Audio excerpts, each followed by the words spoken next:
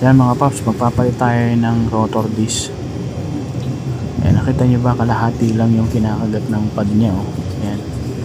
So hindi siya lahat kinakagat ng pad, kaya magpapalit tayo ng 260mm na rotor disc. Pang ADB to mga paps. Ayan, papalitan natin. Yan mga paps, gagawa muna tayo ng bracket, no.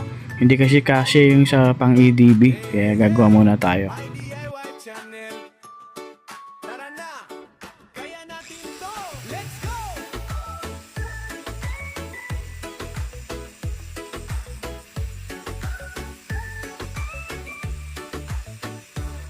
May nasirang gamit sa bahay, may proyekto kang gustong subukan. Huwag kang matakot, huwag mangamba, may paraan para magawa.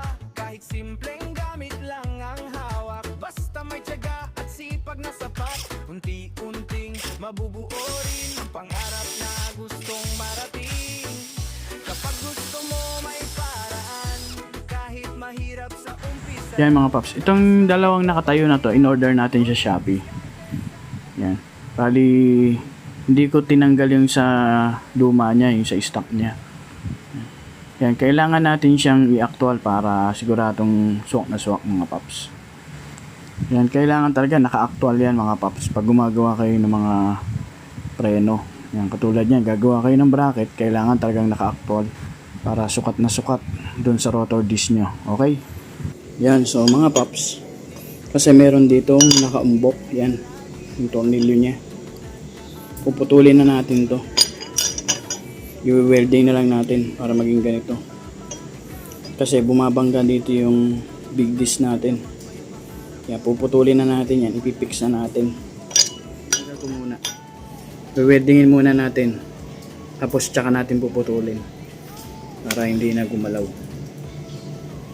Okay? Yan, welding na natin. So, kailangan na natin putulin yan. Tapos, ikikinis na natin. Okay. Yan na yung itsura niyan. Yan. So, tatabasin pa natin dito.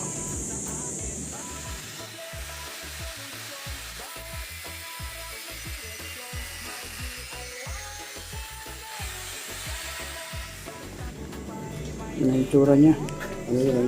Kapit na.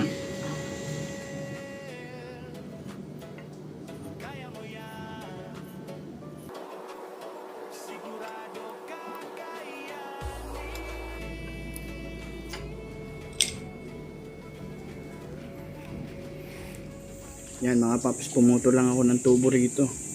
Yan. Pumutol ako ng konti. Kasi gagayahin natin ito eh. Yan. Okay. Yan. Tapos na mga paps. Pipinturahan na natin to. Ito tinakpan natin para hindi mapinturahan. Pero ito lang pipinturahan natin. Okay na siya. Pinturahan na natin.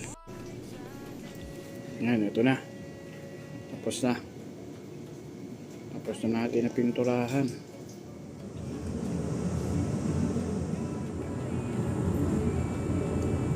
Okay na siya. Yan.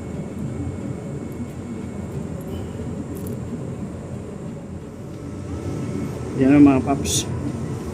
Nandito na yung kagat niya. Sagad na sagad na. Yan o. Okay. So yun na mga paps. Okay na siya.